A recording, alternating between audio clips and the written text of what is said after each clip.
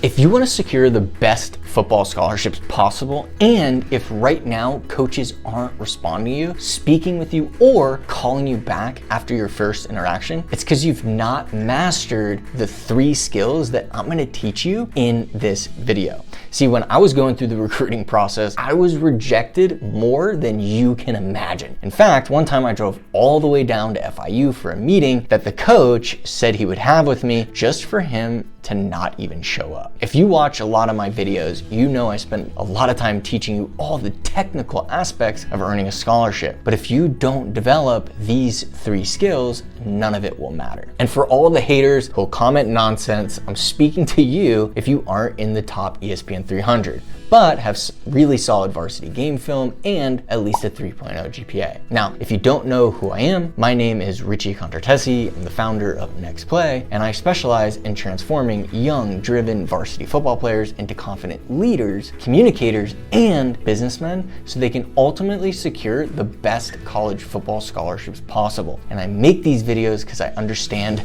the struggle firsthand. At just 5'7", 150 pounds, I managed to secure a D1 football scholarship in the SEC at Ole Miss, and now I want to share that journey and the lessons I learned with you so you can live your dream as well. The 3 skills you must master are the ability to market yourself, the ability to sell yourself, and the ability to close the deal. And I'll teach you all 3, but the secret to mastering these skills and building self-esteem and earning respect from coaches is to focus on self-improvement and becoming a net positive for society. So you could stop scrolling on Twitter and Instagram and feeling depressed because you don't have any offers or the offers you want. It's time for you to earn respect and become the man you need to be. Now, I will say becoming a businessman of value is not easy, but it doesn't mean you have to continue to live in frustration and in some instances in depression in search of success and that respect. There are better ways that I wish I would have known about when I was younger, chasing scholarships and social status as well. It all starts by building value in yourself, and no one can do it for you. You have to take responsibility and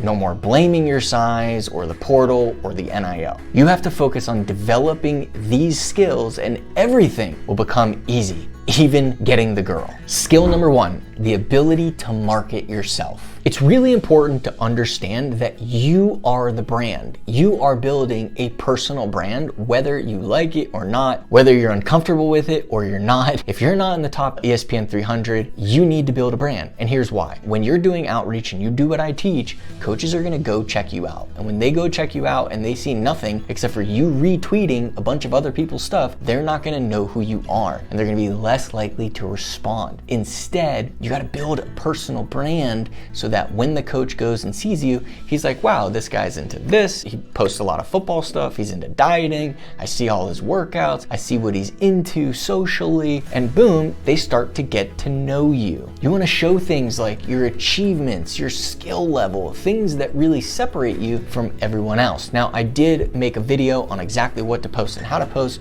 which I'll link in the description below. The big issue I find with athletes when marketing themselves is they're very concerned that they're gonna be bothering coaches or that they're posting too much, and you couldn't be any further from the truth. This is coming from fear of failure and fear of rejection and fear of what people think about you. But I promise you in 3, 5, 10 years from now, none of that, what other people think, will matter. The only thing that will matter is that you didn't market yourself and didn't get the scholarships that you deserve. So instead of worrying what everyone else thinks, it's time for you to post about yourself and start building your brand. Do it for you. Do it for your kids someday in the future. Wouldn't it be awesome if you could go on and look at your grandparents and see what they were interested in? It's the same thing. You have the ability now to do it for them. Do it for yourself. Do it to earn a scholarship because you're willing to do whatever it takes, instead of focusing on what other people think about you. Do it!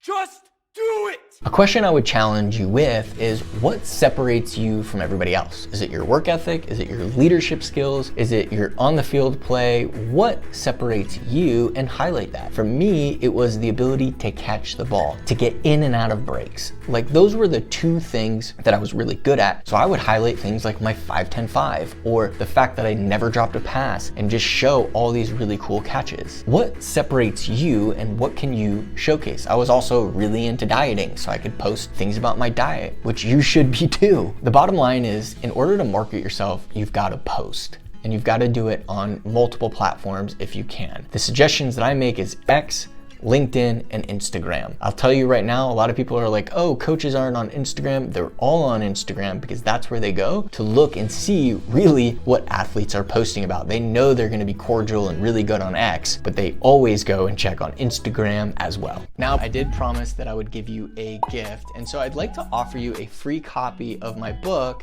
In Spite of the Odds, where I share in depth, step by step, the system I use to earn a full Division I athletic scholarship in the SEC at just 5'7", 150 pounds. I share a lot of the mistakes I made and the things that I also wish I would have done differently. So I poured my heart and soul in this book, spent about 2 years writing it. So if you'd like a free copy, just click the link below, and all I ask is that you cover shipping. Skill number 2, the ability to sell yourself. The hardest thing to sell is yourself. And more than likely, if you've been in sales before, it's still hard to sell other products, right? People are quick to reject you, they're not interested. And typically when they do reject you and you're selling someone else's product or someone else's service, it's still easy to take it personal, but it's not you. However, when you're selling you and a coach says, I'm not interested in you, it's way harder to take. So selling yourself is the hardest thing to sell. However, once you overcome that hurdle and realize that it doesn't matter because nobody cares except for you, then you'll be one step ahead of every other high school football player. Because every other high school football player, except for the ones that I work with, are still living in fear and worrying about what other people think about them and not willing to sell themselves because they can't handle rejection. Because once you get the attention of college coaches, you can now sell yourself. And the most important thing I can share here is to find out first what the coach is looking for. Most athletes pitch coaches. They get them on the phone, they get them at a camp, they walk in the door and they're just pitching, talking about themselves. Instead, you want to find out about the coach. You want to find out what they're looking for at that position, your position, and why that's important to them. This way, when you do pitch the coach on why they should offer you or offer you a visit or watch your video, you're pitching them on what they're looking for and they're much more likely to take action. Also, because of the transfer portal today, you can use this in your favor. What are coaches looking for now more than ever before? That's commitment, that's loyalty, that's character. So if you can prove and share these things in your pitch, that coach is going to be much more likely to listen to you and to watch your video, offer you a visit, and then ultimately offer you a scholarship. So when selling yourself and when marketing yourself, make sure to show them who you are from a character standpoint, who you are as a leader, your commitment level, and your loyalty to them in the program. And lastly, when selling yourself, you've got to make it all about the coach and their team, how you're going to help that coach become successful, how you're going to help the team become successful, which is ultimately going to help the coach become successful. It's not about you, it's always about them. And if you focus on serving the coaches and serving the team and helping make their life better, then they're more likely to offer you opportunities. So the big idea here is to make it about them and not about you. And as long as you serve them, you'll have an opportunity to continue to sell yourself. Which brings me to step number 3, the ability to close the deal. And this comes down the ability to ask the really tough questions. These are the questions that athletes know they should ask, but don't ask because they're scared what the coach is going to think or that they're going to make the coach mad. However, if you don't ask these tough questions, if you don't push the coach, then you're not going to get offers. Remember, coaches are the ultimate salespeople. And because they're the ultimate salespeople, they're going to sell you all the time on why they don't need to offer you right now and why they're still looking at other things and why you have to kind of move to a camp and why you have to do all of this stuff because they're selling you. So you're either going to sell them on why they should offer you or they're going to sell you on a reason they can't. Either way, a sale will take place. So you can choose to become a great closer and salesperson, or you can allow coaches to sell you on why they're not. Some of the questions you may want to ask are simple, which is, will you be offering me today? And if not, what do I need to do to put myself in a position to get an offer? offer. And because you showed them your loyalty, your commitment, and obviously that you can play on the field and academically you're in good shape, it's okay to ask these questions. If you walked in and asked these and tried to close without marketing and selling yourself, you're gonna have a lot of trouble. And lastly, follow up. You're not always going to sell the coach on an offer. There may not be ready, there might be circumstances that are out of your control, but the athletes that consistently follow up appropriately and properly are going to have the most scholarships and get the best scholarship opportunities. By closing the deal, you're taking control of the recruiting process. At the end of the day, it's in your control. So you can either take control or